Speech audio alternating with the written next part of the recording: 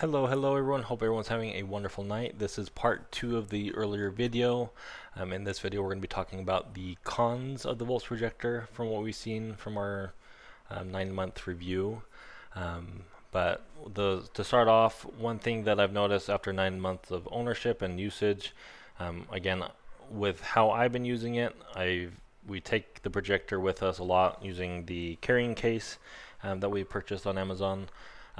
But we're always moving this hinge back and forth. And one thing that I've noticed is it's not completely staying, or not as stationary as I would hope.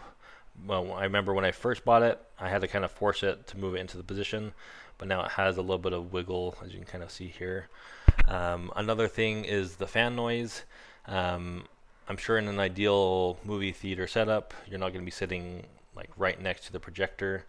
But I don't know if you can hear it on my microphone, but the fan is a little bit noisy in that regard, but not overbearing where it's going to take away from the movie and everything. But in this quieter environment where I have nothing playing, it's a little bit noisy. Another thing as well, talking about the remote, I wish there was a little bit more functions on here, like for example like a zoom. Sometimes if you have the keystone menu selected, let me get that turned off. So for example, actually lower this back.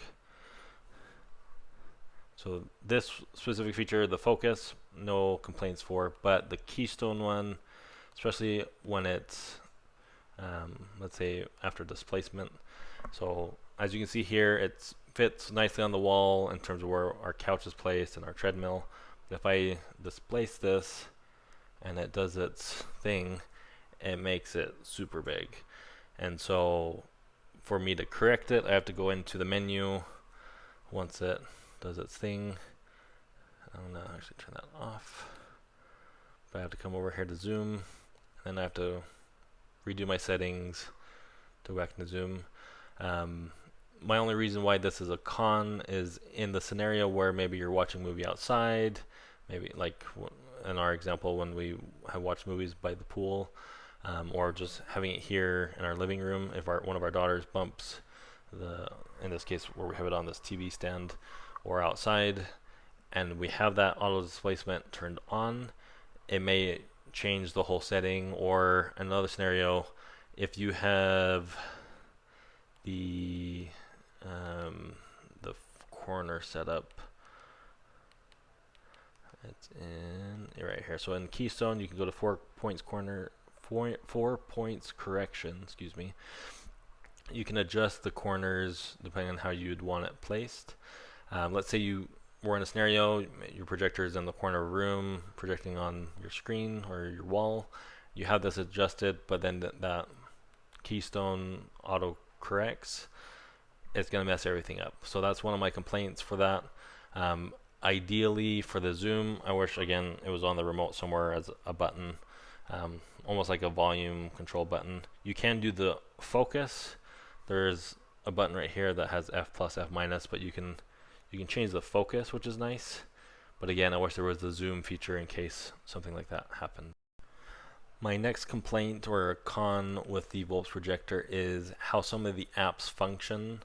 The main one that bugs me the most is with Disney Plus. When we come in here to watch movies, if you're using the VOPLLS Projector, just the built-in app, it acts like a browser. So it's not necessarily the actual app, but it's a browser version. But let me get this loaded. Alrighty, sorry for the delay. So once I start moving the kind of cursor on here, you'll be able to see that it's actually a cursor. So you have that little blue cursor icon. So unlike where, like let's say if I was watching on our Apple TV, if I hit the down button on our remote, it would select the next section, whereas this one acts like a browser, so you have to kind of align everything perfectly. Same thing when you go into search, you're going to be typing in everything with this cursor. A simple workaround that you can do is connect a mouse or keyboard kind of improve that functionality. But if you're going around to different places, maybe not have enough room, or just the simple functionality of everything, it's just a little bit more of a pain in that regard. That's one thing that I like about having the ability to connect with other devices on HDMI. So in our case, the Fire Stick, I can use the Fire Stick remote, which has voice functionality, and it acts like an app where I can click through. It's just a lot more responsive. Another con that have is the ability to install third-party apps. The app store that it has on here, which is this NetRange app store, as well as if you come in here to App Assistant, there's not a lot of other apps that can be installed. The apps that it does have offer some basic functionality and things like we mentioned, like with Disney or Hulu, where it's more like a browser.